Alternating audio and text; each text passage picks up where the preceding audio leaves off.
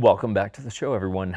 To the best, we all know it's the worst internet show on real estate that you could find, but somehow you have found yourself here, and we both welcome you to the show. Today, we're going to be talking about something that is a little bit of a hot topic for me, so pardon in advance any of the French that is uttered in this video, but we are going to be talking about how much BAC to offer. Now, BAC stands for Buyer's Agent Commission, and that's typically how you will see it referred to on the MLS. It will say something to the effect of BAC 3%.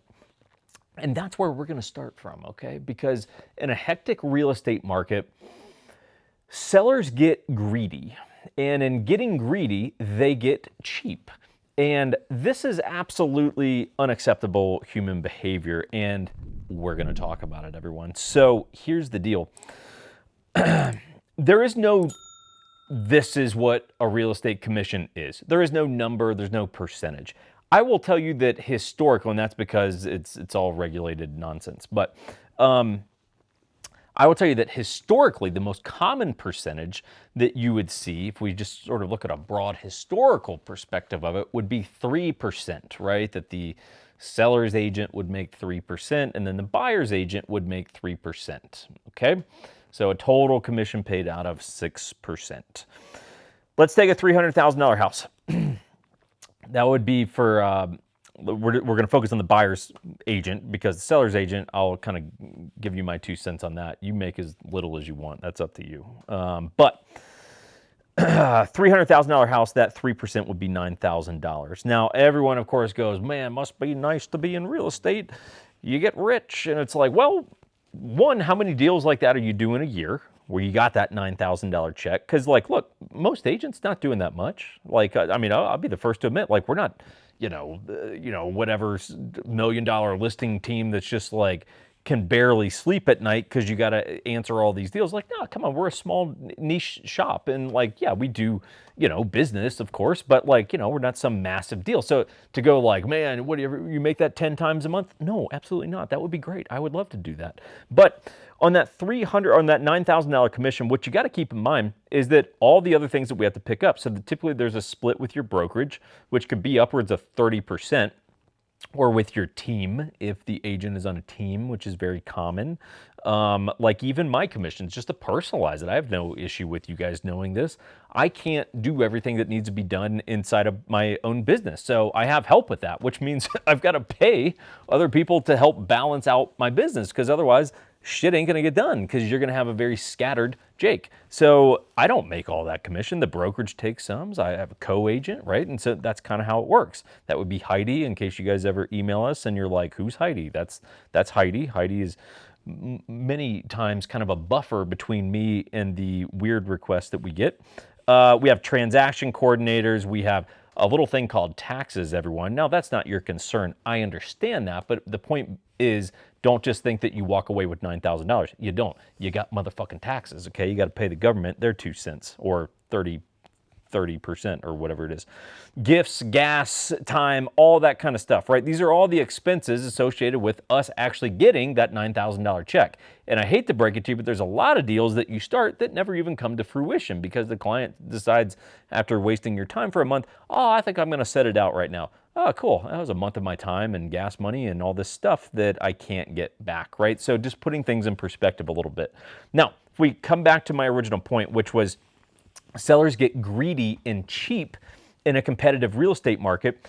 Here's what they do. They go, well, houses just sell right now. So why am I going to offer 3% if I can offer less than that and still sell my house? One, because karma. Do unto others as you would like to have done unto you. Because when you sell your house right now and you pay a little commission, chances are you're going to go back into planet Earth to buy another house. Most people that are selling their home are not just going to go live under a fucking bridge. You're going to go buy a new house. So keep that in mind, right? Because you're about to be on the buying end of it, and now your agent who just sold your house, they're going to have to go deal with this shit too. So basically, don't be a piece of shit, because it comes back and bites you in the ass long run. But here's the deal.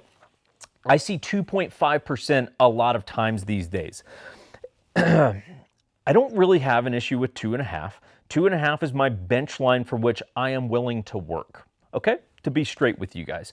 I'm willing to go do a deal at 2.5%. I'm not happy that I'm taking a 1/6 pay cut, but I'll deal with it. And I'm not gonna ask anyone to bridge any gap. Less than 2.5%, and now we're playing with fire. Both, look, I will just tell you guys, if a client of ours, if a buyer client is like, oh, I want to go look at that house, and I look and it's got like a 2% commission rate, and I'm just like, yo, that's a 1/3 pay cut. And like we all have to know our value in life, and my value that I place on myself is not 2%. So it is entirely possible and likely that if you're a buying client of ours, even though you're not supposed to ever really be in a position where you pay commissions, but if you want that house where I'm about to get cheaped out, I'm probably going to ask you to bridge the gap between that 2% and 2.5%, okay? Now that may sound like just an issue between me and the buyer, but it's also an issue for the seller, right? Which is the point of the video. And I know that what I just said in terms of like asking a buyer to bridge a commission gap might sound like an asshole move. You got to look at it from my perspective, right? Like we all have a lot of things to do in life, and to work, to do the same job for 1/3 less the money, it's fucked up. Okay, it's fucked up. Call it what it is.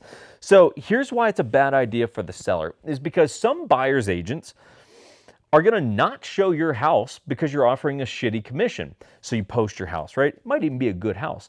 And you put 2%, we're going to stick with 2%. You put 2% on it. There's a lot of agents that are looking through listing alerts for their clients, and they're like, house looks decent. You see that 2%, and you're like, why am I going to show that house for 2% when there's a lot of other houses here for 2.5 to 3% that could also work for my client? It's not that I'm trying to screw my client over, but I also am looking to get paid from this. This is not a fucking volunteer position. It's a goddamn job, right? So it's like, people will not show your house on purpose. Here's the other thing. Again, if you're a seller, don't be cheap. Here's the other point, which is part of how, think about it. What do you save on that $300,000 house, right? If you discount if you go from 2.5 to 2%, how much money is it that you're actually saving on paying out a commission?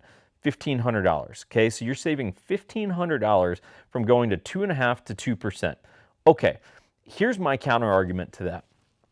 You know how you make an extra $1,500? Offer a legit commission and have a lot of people showing up because they're excited to help you sell your house.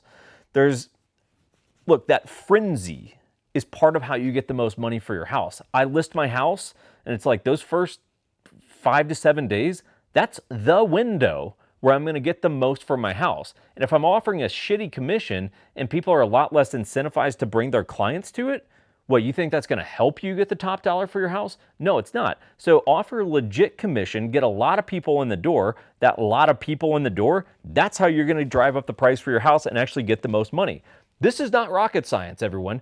Being cheap in life gets you nowhere. I don't typically really get along with cheap people who just nickel and dime you on everything.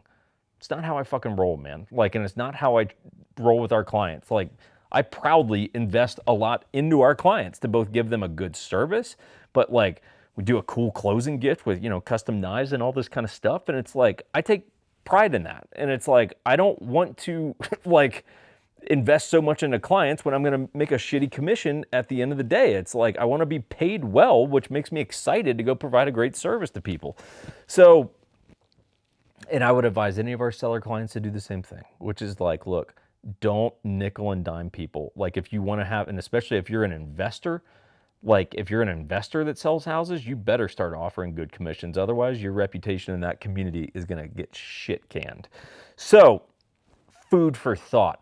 A little spicy, I know, but I like to think that you come here, all 12 of you that will see this, I like to think that you come here because you want the real deal. You want the real unfiltered deal. And that's what we seek to give you. On to more important and more exciting things. This is a total score. Very happy about this. It's $17.92. They've got their standard stuff. They've got sweet weed. I know they've got a sweet wheat. Sorry, I think I slurred that as if I have been drinking. Single barrel. This is their full proof. And it's good. It's good. I haven't cracked this one open yet. Fortunately, I got a little sample bottle of this and tried, and I was like, damn, that's good at 125 proof. 125 proof is legit. For those of you who are not in the drinking club here, one, we welcome you anytime, but 125 proof, that's some, that packs a punch, and this does not hit you like 125 proof. Really, really good. If you can find it, I recommend it. It's only about 45 bucks if you can find it, but again, on the stupid bourbon secondary market, they go for like 90, 95. I wouldn't spend 90 to 95 on it, but 45 all day. I'd go up to probably about 70 bucks. Just my pro tip, if you will, to you guys. So anyway, hope you guys are doing well. Hope you have a nice weekend. Actually, this is probably coming out later in the week. And yeah, we'll see you next week, man. I'm glad to see we're getting a couple of new subscribers. Just know that this channel is fairly organic. We give you the information, but we don't try to make it just like standard realtor shit. So thanks for coming along. If you need real estate help, let us know. That's what our business is behind the scenes. A lot of military, law enforcement clients, stuff like that. And we help people out basically all over the country. So if you need anything, let us know. Website's always linked below. Till next time. I don't know what I just did at the end of that video, Crispy. I tried to wink, but I also made some sort of weird noise with my mouth. So I'm sorry. How much buyer's commission to offer?